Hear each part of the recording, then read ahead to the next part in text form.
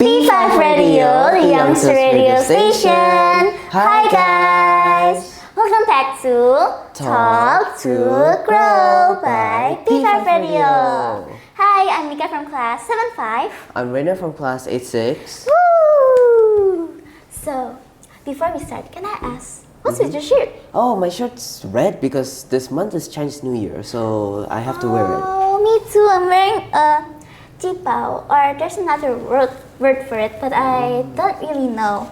It's usually worn during the Chinese New Year. Oh, and what are these? Oh, that? Yeah. That is a hong pao, or a red envelope. Usually get it during the Chinese New Year too. Yes. So married people give it to you, but if you're unmarried like a child, you usually receive it. Oh, okay. And also, I watched you bring this to the set. Can I ask, what's that? So this is actually a toy that I played with in Singapore. The way you play with it is you throw it up into the air and you try to kick it away from the floor. So you have to kick it to other people. It's usually played 3 or more people. Oh, can I try after this? Yeah, of course. Wait, I feel like something is missing. Yeah, there's usually 3 people, but now it's only 2.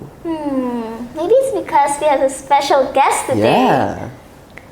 Can the audience guess? The first hint is that he lived in China for 8 years. The second hint is that he is our English teacher. And the third hint is that he's quite tall. We give you guys 3 seconds to guess. 1, 2, 3. That's right. It's Mr. Ian. Mr. Ian, where are you? Whoa! I switched places too.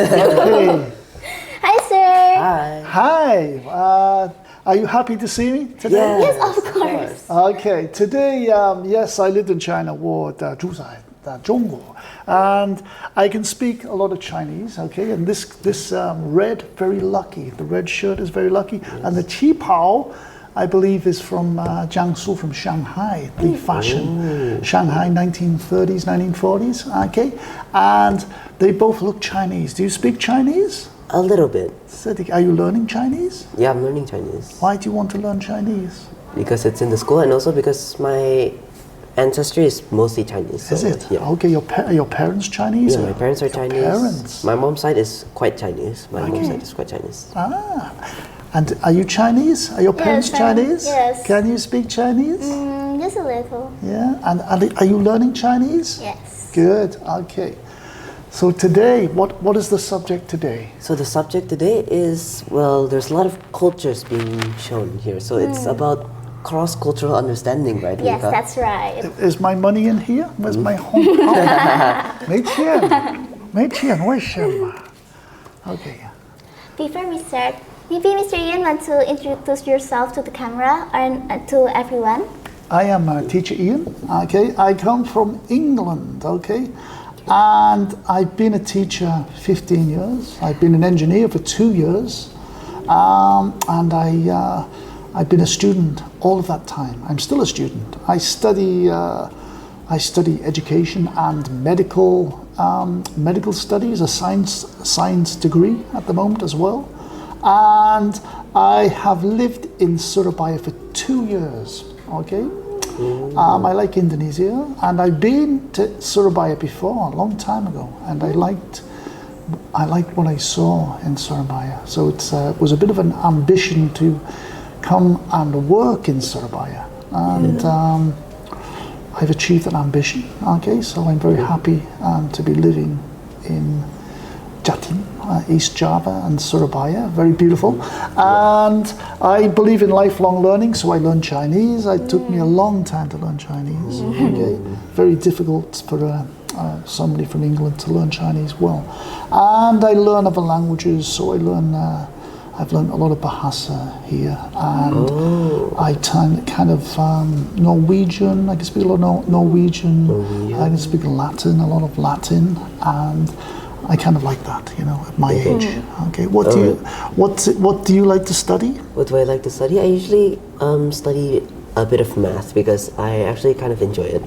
Okay, good. And what do you like to study? I usually like to study history because I like history. Do you like to study English? English, yes. Yeah. Is English too easy to mention? I think English is so easy. Sir, you mentioned that you live in English here. Yeah. So What- which city? Yeah. The city is Durham, and you have to be a kind of student to understand Durham. But there's normally in England there's 3 universities at the 1, 2, and 3. Oxford, Cambridge. Sometimes that changes to Cambridge, Oxford, and the 3rd university is traditionally Durham. Okay, so if you don't get to Oxford or Cambridge, you go to Durham. It's the 3rd choice. And they have it's a Catholic Christian university. It's the biggest in northern England, and it has a connection with Tokyo, University of Tokyo, engineering, Japanese engineering, and it's a very well-renowned university in terms of the world. And I come from there, and it's about the size of Petra School. Okay, it's about 20,000 people. Very small place. Yeah, very small. Yeah. And that's a city, okay? It's a city. So that's a city, yeah. In Indonesia, it would be like a village. Yeah, it would. Okay. Okay, so what were your habits when you lived in England? What were your habits? Looking at foreign culture, how to unlearn bad habits. Take a lot of cultural influence, Japanese and maybe like East Asia, and look at places like that have different kind of approaches to life and different beliefs and different kind of culture. And I think it's basically a part of learning and education, and you kind of like you learn how to kind of make your habits interesting and more kind of more diversified, and you can do different things, study habits. I learned from Chinese people how to study. You can observe in China how good they are as students, and you can learn that. You can learn how to do that, and you can kind of I think improve your habits. Oh, okay. Yeah. During in England, did you teach or you haven't? Sometimes I teach. Teaching, I think, is it's a skill. It's like using a computer. It's like using a computer or using something like you should learn a skill like teaching, because it's very useful, and to pass on knowledge is kind of very important to keep the world right. So I think that it's something that everybody should try to do as a skill, like using a computer. You should learn how to teach. That way you can teach your family, you can teach your friends, you can use it as a career, you can pass on knowledge, so. Right. So you said you've lived in England, right? Have you lived anywhere else other than England and Indonesia? I've lived in China, so we mentioned China earlier, in Jiangsu, which is next door to Shanghai, and there I've lived in Iraq. We did international development in Iraq, which is basically working with reconstruction of the country, projects, education, building a university, British university. I didn't build it, but I worked on the kind of curriculum and what they're going to teach there. That's basically to help the poorer people in Iraq. And I've lived in Myanmar. That's the same. So working for the UN, international development again. Basically education and providing education to kind of poor people in rural Myanmar. And I've lived in Malaysia, so Kuala Lumpur, Malaysia. Yeah. So that's kind of like working international skill, and that's about it. Yeah. I don't really choose the places choose me, because they have a need.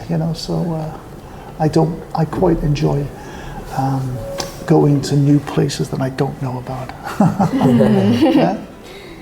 So, do you have any habits that you have from living in other places than Indonesia, but you can't compare to Indonesia? I wouldn't say habits. I would say maybe things that you learn. So you can kind of switch them on and off. There's nothing good or bad. But if you go to somewhere like Japan, if you travel to Japan, you'll see the diet and the kind of idea that you don't eat so much every meal. You don't eat like a great deal. You don't actually fill, you don't overwhelm your body with what you eat.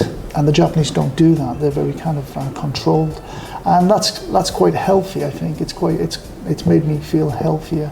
Eating a lot of fish, a fish diet, heavy fish, the nutrition, and how they kind of keep themselves healthy in Japan. I thought that was quite interesting, and I do that in Indonesia. Ooh. So I hunt the fish in Indonesia. I buy the fish, and it's quite a big kind of thing and China, just maybe the way you study and stuff, they're kind of, your education, the Chinese are very good at learning things quickly, and technology, using like computers, stuff like that. You can learn a lot in China from there, which I kind of use in Indonesia, but yeah. But I've heard in China, the curriculum is very hard, and I've heard there's a exam called Gaokao, Yeah, Gaokao. Yeah. Yeah, Gaokao. Yeah. The Gaokao is a national exam, but it means that you get to go to university for free. So the competition is that there's a lot of students in China, and they have to compete to get to the best universities and to go to university for free. So they have to pass the exam. And if they don't pass the exam, they study things that they don't want to study, not their best subjects, and they go to universities they don't want to go to. And they also sometimes have to pay. So they can pay, they can go, but they have to pay. So that's why there's a lot of pressure with the Gaokao, in China. And the Chinese are kind of, it is difficult because of that, because of the competition and because of the size of the country. Yeah. So have you ever had any maybe culture shocks when moving from England to China or to Iraq, Myanmar? There are kind of the culture shock is probably from not like the kind of culture shock you would have as a tourist or like visiting, because you kind of know the country's going to be very different anyway. Yeah. So it's avoiding problems of kind of their different culture. So things like manners and how you behave in public, if you're direct and if you're kind of too polite and stuff, So these countries, Iraq, is quite a dangerous country, so you have to be careful how you are in public, Yeah. And China, it's a very busy country. They're very direct. It's very, very kind of, it's always very kind of difficult to know what's happening in China. So maybe you don't want to be like kind of, if you go to work, you might see that the bus is full of people and you can't get to work, you can't get to the train, you can't get to the airplanes. So you have to kind of know what the problems are before you go, and that's to avoid culture shock, because it would be very difficult if you didn't understand how to do things before you go, So, yeah. I feel like one of the culture shocks that I've got from England is the food is more bland than in Indonesia. Yeah, well, Indonesian food is quite special in terms of how it's made, and it's very fresh and it's kind of very varied, and it's made very quickly, I think, in Indonesia. So you need a lot of skill to make it, and nobody in England can really make Indonesian food. So it doesn't matter how much you pay, unless it's in Indonesian. So British food is kind of the same. So what you buy is not really a good example. Maybe it's your family. If you go to if you stay at somebody's family, or you stay as a guest, or you stay with somebody who is actually English or British, it's better, That's often the way. It's the same in China. The food that you buy in China, it isn't the best that you can get. But if you stay with a family in China and you learn, how to cook, that is probably the best way. And then you cook it yourself, Yeah. Cooking's quite important, but I can't do it. Can you cook? I can. No? Okay. All right. So, because are there any habits is there anything you learned while you were in other countries, but you then learned that in Indonesia, that Indonesians think the opposite, or not really? I don't think there's much in terms of culture. It's a very Western culture in Indonesia, and that's mainly because of the internet. And you kind of have a lot of different influences from different cultures now in Indonesia, whereas China doesn't. So China doesn't have much of influence of English or American. There's not much in China. So I don't think there is in Indonesia. You have much more like Singapore or Australia than you think.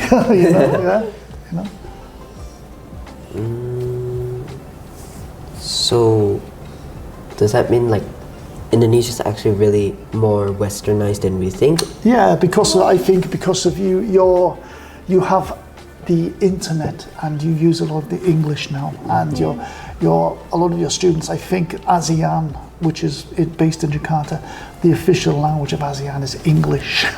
So you have to learn English, throughout ASEAN.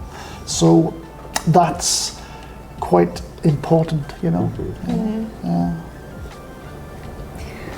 But for me, I think that Indonesia has parts that are very westernized, but maybe in Sumatra or maybe in Papua, there's more English, not more English, but rather more that it's Indonesian and it's native language.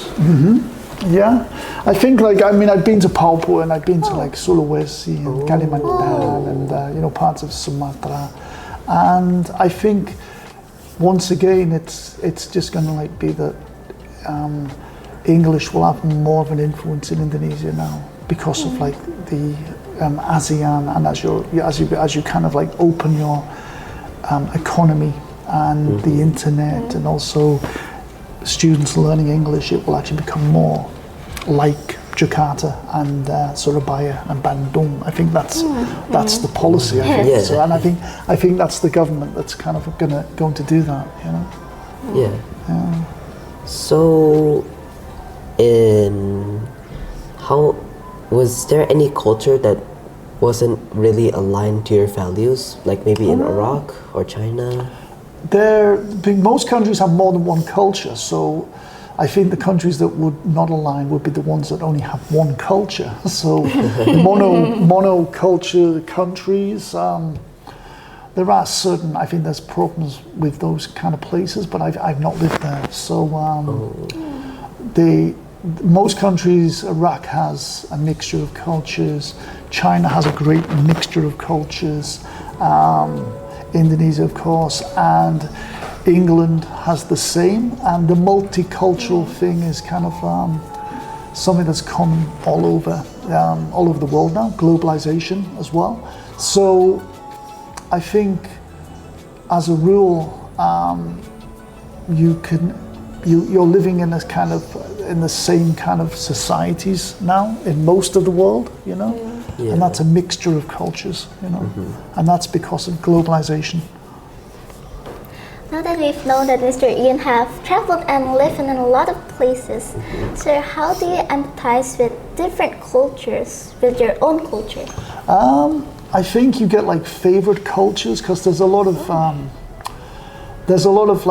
I think the idea of a monoculture, which is basically one culture, and that's basically the English language is producing a kind of a culture that is international, and I think that the Chinese can't really do that.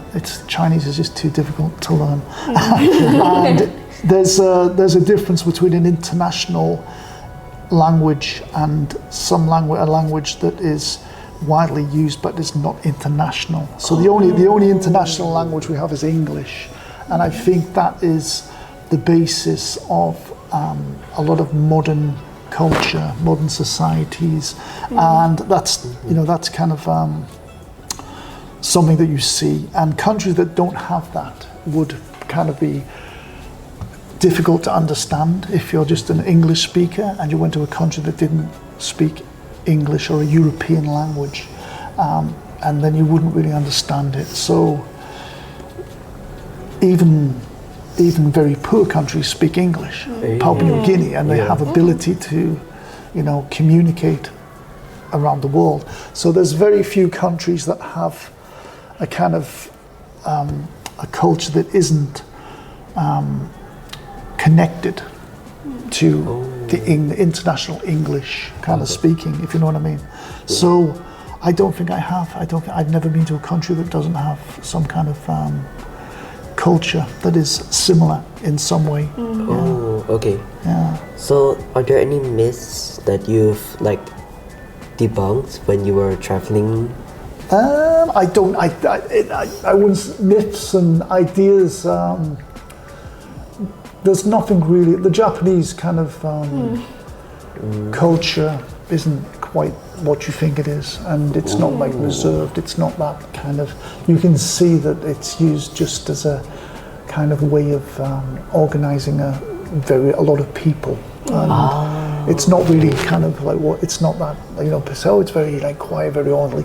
They don't have people, and it's because they're not used to. They don't do things the way that other countries do, and things tend to be. What surprises you is that countries do things for different reasons than you're told, and you go and find out that it's actually something else. It's different to what you have read. I think that's more common. Yeah. That's really interesting. Yeah. So if you go to Singapore, I mean, you mentioned you've been to Singapore, but Singapore is. The mixture of culture and the fact that they all kind of are successful, and it's a nice country. It's peaceful. It's safe. They're kind of very modern there, and that's an example. It uses the English language. It's full of Indians. It's full of people from Africa, India, all over the world. They go to Singapore. They make it a very safe, successful country. That's a mixture, a very big mixture of different cultures working together there. Yeah. So you don't need to tolerate the other cultures because you already have that feeling for you. I think so. Yeah. I mean, in order to understand a completely different culture, you would have to kind of it would have to be in a different language. You would have to stay there a long time.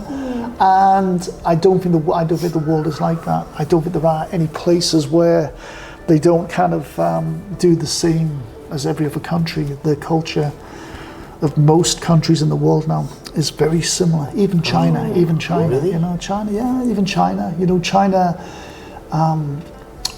takes a lot of its success from importing. Its economy is based on selling to the rest of the world, and it has to have some, ability to kind of be similar to do that. So they've adapted to different cultures there. So yeah, they've got that. Yeah.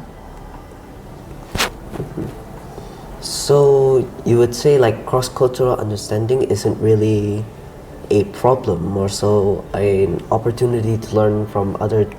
I think it's just well established as globalization, and as you get more people traveling around the world, and as they see it becomes more, as they do that, it becomes more similar. Australia isn't that different to Indonesia.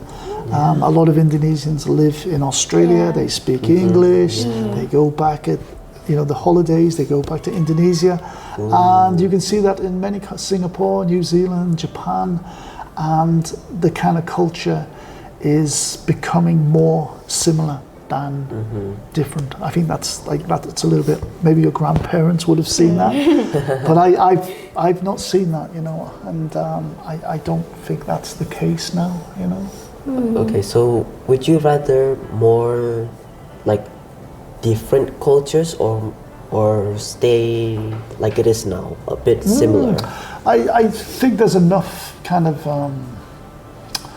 there's enough places in the world for it to be side by side, that you can have different cultures and you can have a kind of culture that's mainstream, international.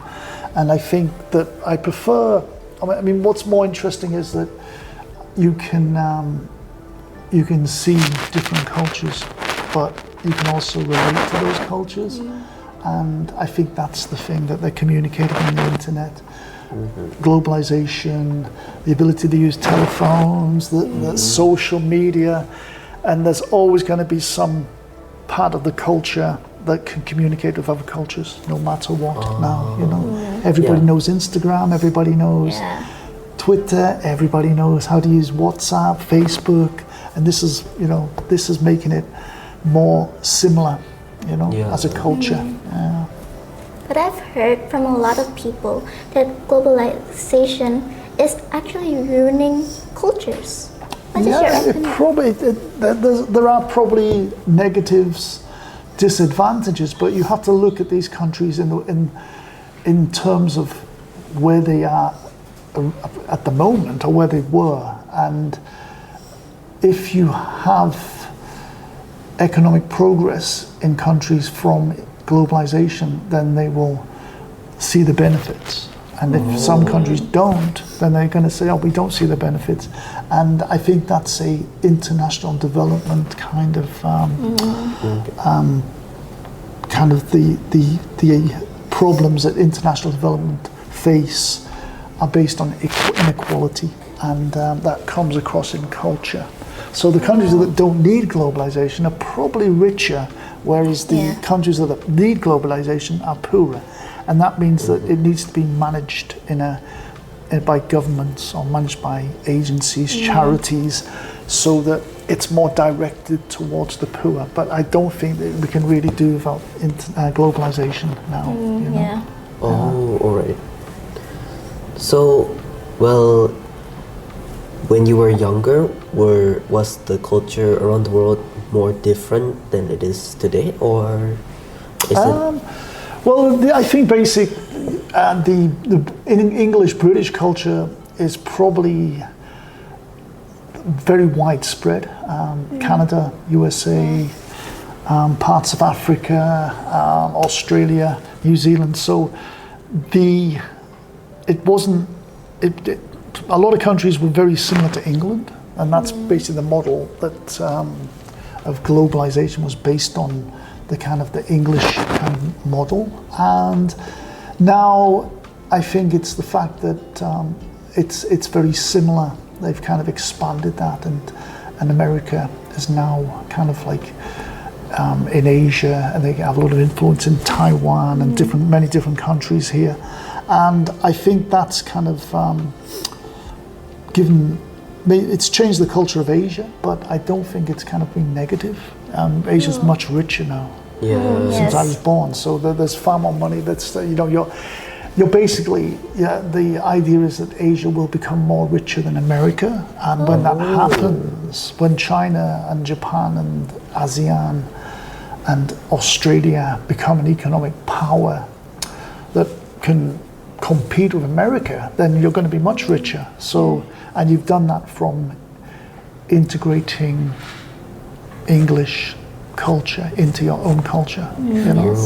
Yeah. So it's kind of like why you're successful, I think. You know?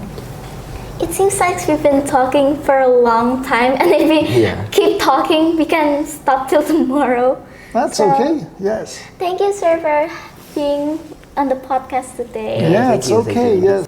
Whoa, I teleported again.